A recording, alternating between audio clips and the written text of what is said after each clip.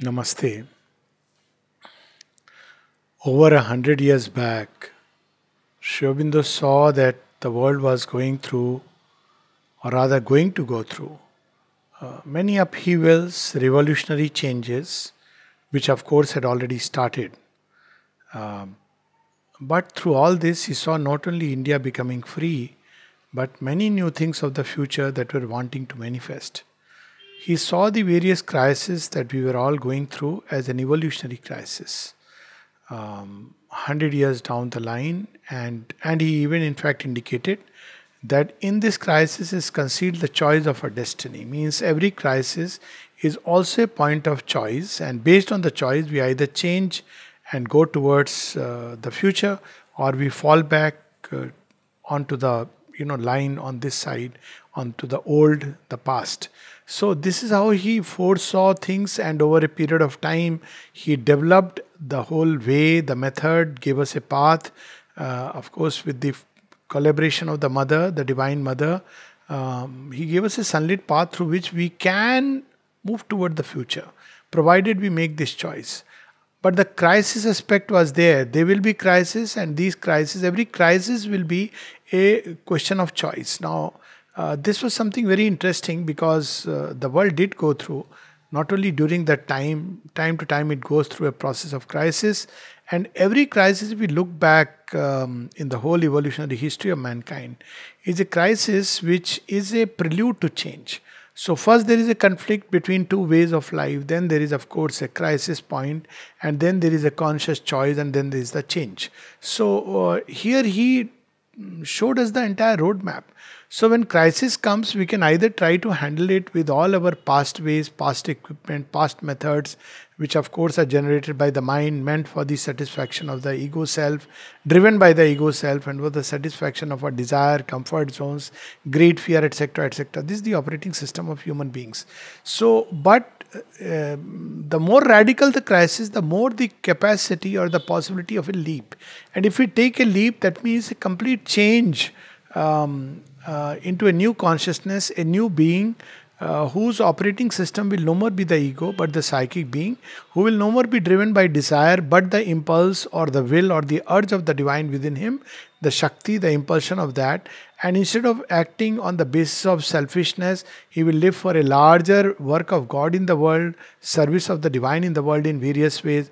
And greed, fear, ambition, lust will be replaced in him with a heart that is nobler and generous, kind, vast, wise, strong, luminous.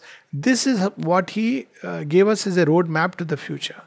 Now, 50 years down the line, when Sri Aurobindo gave this kind of a magic phrase in 1915-16 in the Life Divine, 50 years down the line, the mother repeated it again. Now, after the supramental manifestation, she gave these number of messages: men, countries, continent, the choice is imperative, truth or the abyss. He gave another, beautiful message: the world is preparing for a big change.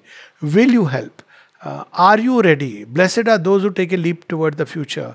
The future of the earth depends upon a change of consciousness, but it is left to men to decide whether they will collaborate with the change, or the change is thrust upon them by the power of crashing circumstances. Now, 50 years still further down the line. Now, these messages are somewhere in the late 1960s. Now, 50 years still down the line, which is when we are celebrating the 150th sesquicentenary of Sri Aurobindo. Again, we need to ask ourselves, have we made those choices? So, every individual, every country, every group of humanity is being asked upon to make this choice. Now, what really is this choice? This choice is, of course, we open to Mother and Sri Aurobindo, we go to the center, we pray, we worship. This is an integral part of the yoga that we follow. But the choice is whether we want to operate, belong to the old world, the old way of life.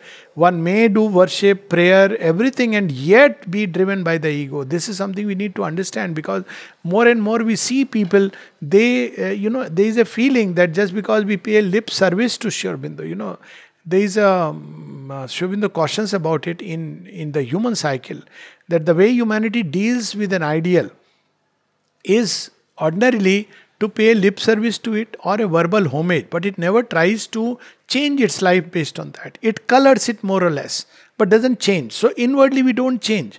We just outwardly, we may belong, or we may try to turn it into a kind of a religious approach. Now, nothing wrong with that. As I said, that's an important part, integral part of our, journey. But most important is inwardly how we are changing. Now, this most important change that the mother, cautioned us about and insisted upon is, tell the ego its authority is gone.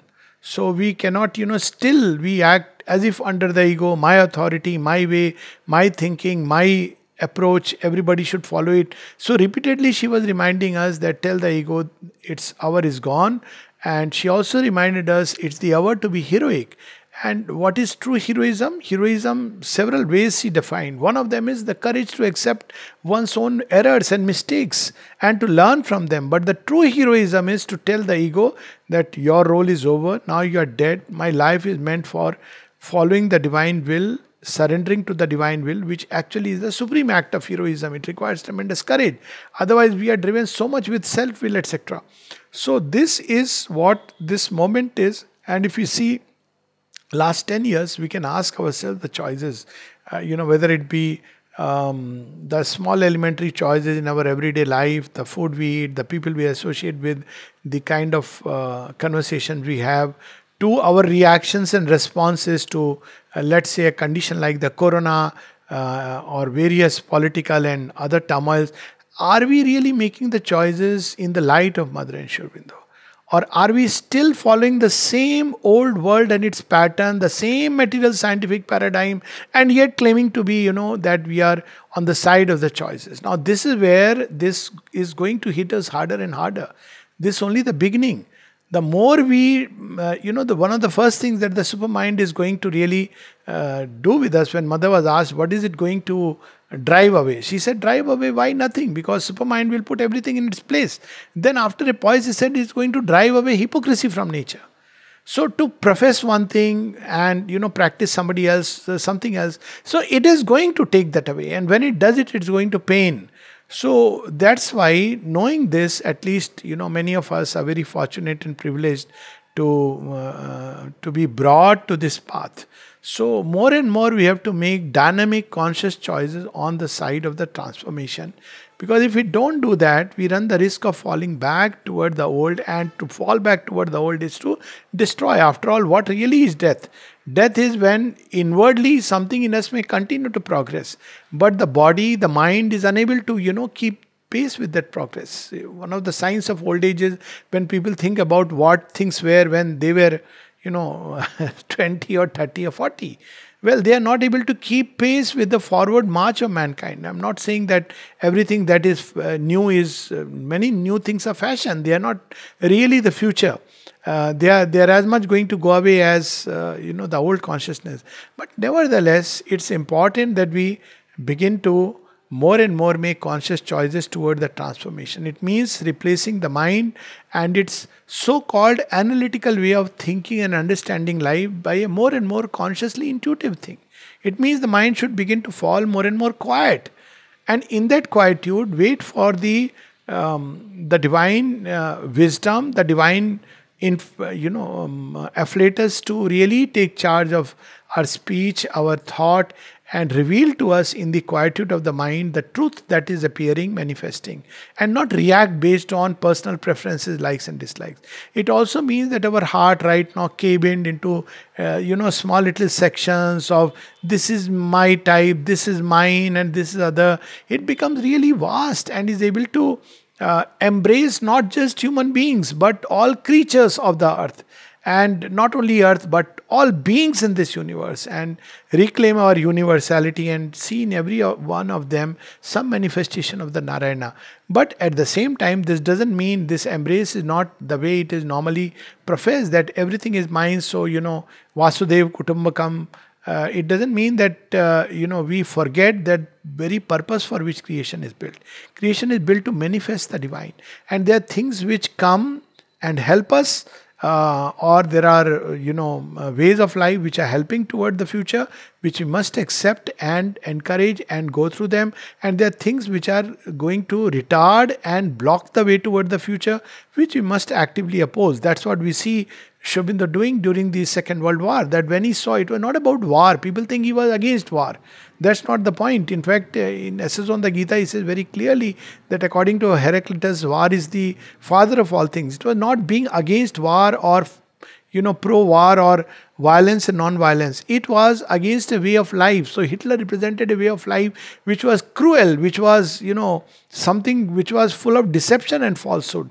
Whereas there is another kind of war where human beings act under courage. So at every point of time, this courage is demanded from us, this faith, this endurance.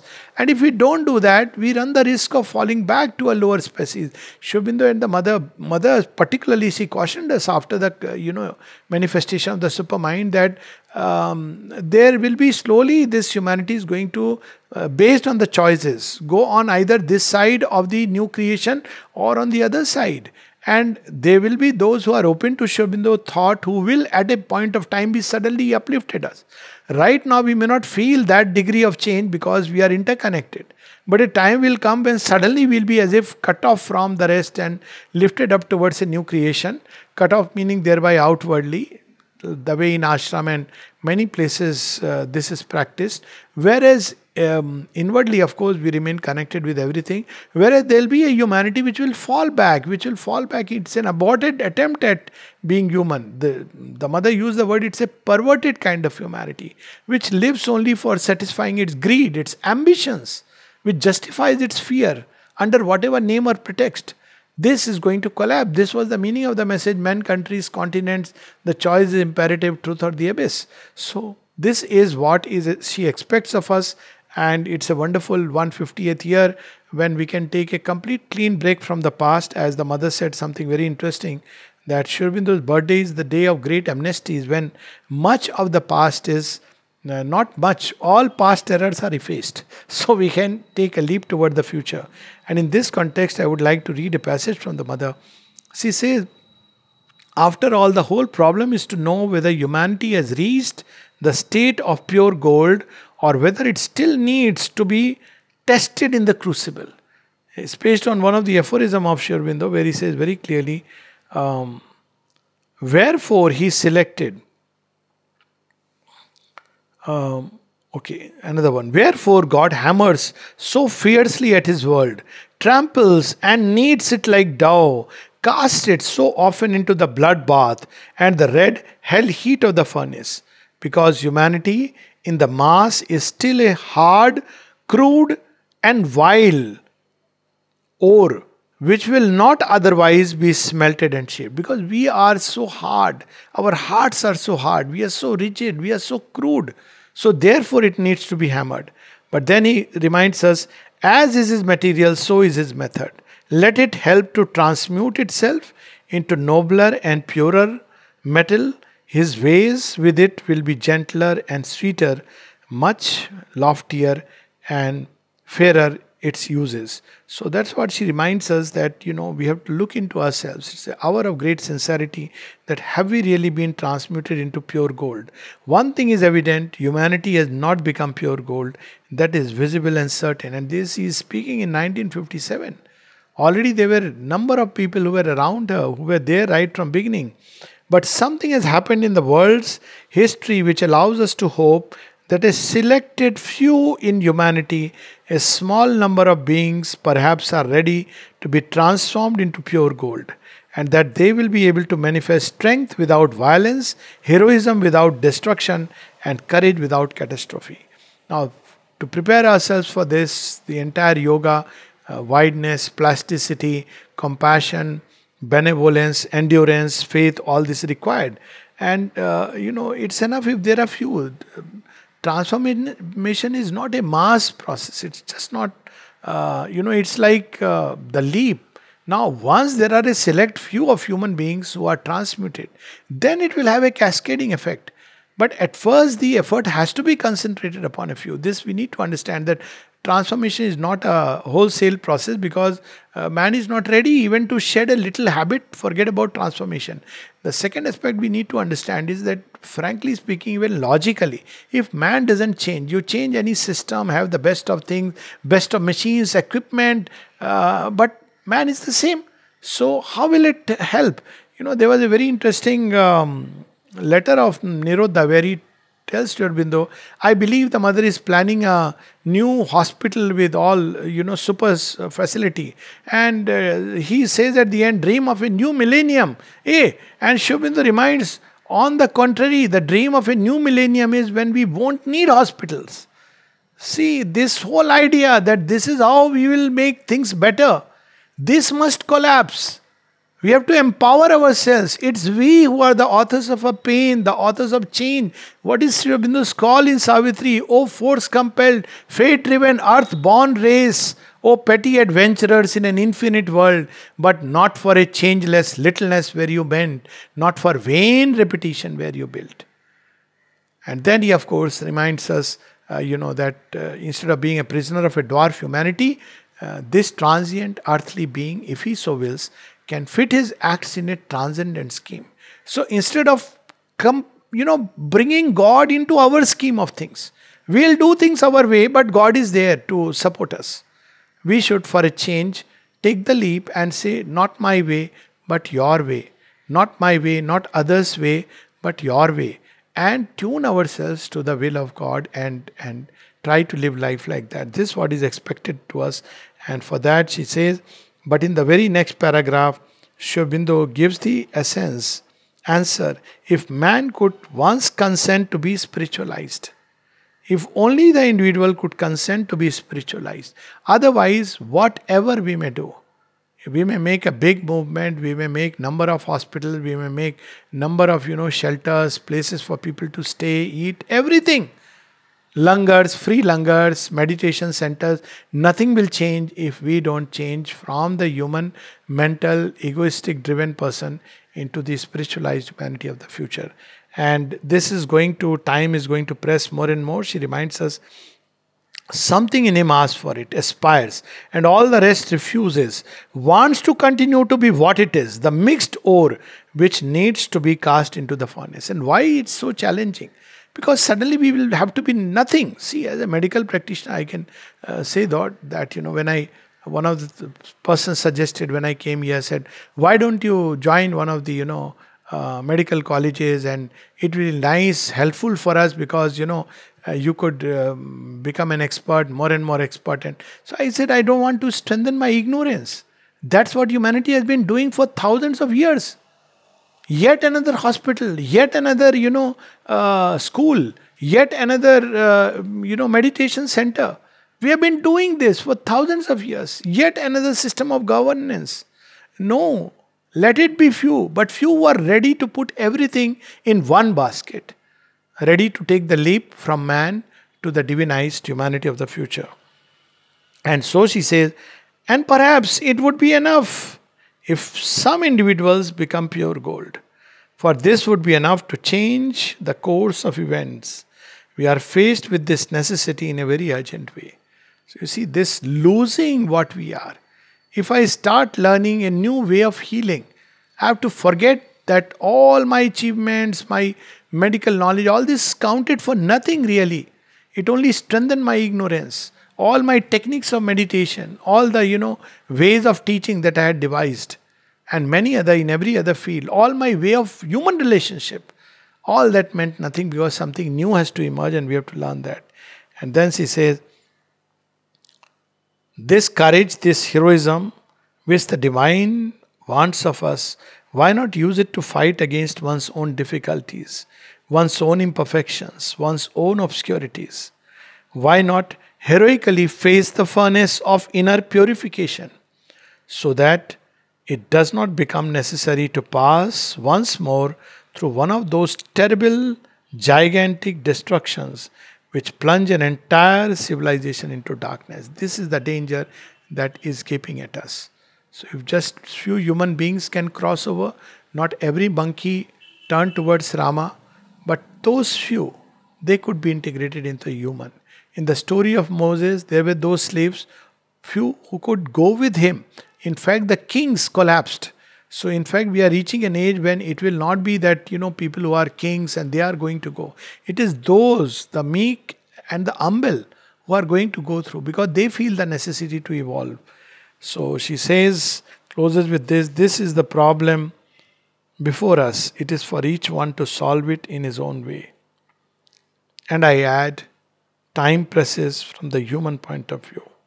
So, more and more, we are living in an era when on one side we are not left with our own resources. So, that's a great help which is there available. And this help is becoming more and more stronger, especially on Sri Aurobindo's sesquicentenary. On the other hand, the resistance, the old world still continues its ways. It wears sometimes new and acceptable masks. So, we should be very careful. There was a hospital which was being named some time back. I remember in one place, I won't mention where. And the name was Sri Aurobindo Institute of Medical Sciences. So I asked the person, why are you naming it this way? He said, because I was thinking along the lines of AIIMS, All India Institute of Medical Sciences. So SAIMS sounded much better. So Sri Aurobindo Institute of Medical Sciences. So I said, what is there of Sri Aurobindo in it? So he had no clue at all, and he just wanted to put some photographs and some flower, these things. Now I understand things may start this way and maybe become beautiful towards the future. But that's their business. But for us who have the call, we have to thrust ourselves fully. It's a different story that this man started something and eventually went to the jail because there was a lot of fraud going on in the name of Sri Aurobindo. So we should be so careful that, it's something so great, special privilege that has been given to all of us. And we, being born in India, is a privilege by its own right, native right, because we breathe spirituality, we drink spirituality with the mother's milk. And then being brought to this path of Sri Aurobindo and the mother is a double, triple, quadruple, infinite privilege. Now at least those who have this complete faith, with aspiration and surrender, if we can completely give ourselves to this change, come what may, whatever be the ordeal, whatever be the fire and furnace of purification, to ready to go through it rather than falling back to the old ways like adventurers who are discovering something new, like human beings in the forest who didn't know, what we are really looking for. So if we too could take that stand and move towards this future which is full of, on one side it's adventure, it is full of the unknown, but on the other side it's full of the assurance of the divine, where the end is certain but the path is full of the adventure. So let's take this adventure of transformation which Sri Aurobindo has brought for us, maybe just a few, but to these few of us whom the mother has called us today to listen to her, in all of us, let us take this beautiful year and the help that has come to hasten our consecration, to make it more and more complete, and to increase in our sincerity and aspiration toward the goal of supramental transformation, toward the goal of divinization that Sri Aurobindo and the mother have given to us and whose doors they have opened to us by their infinite grace and love. Namaste.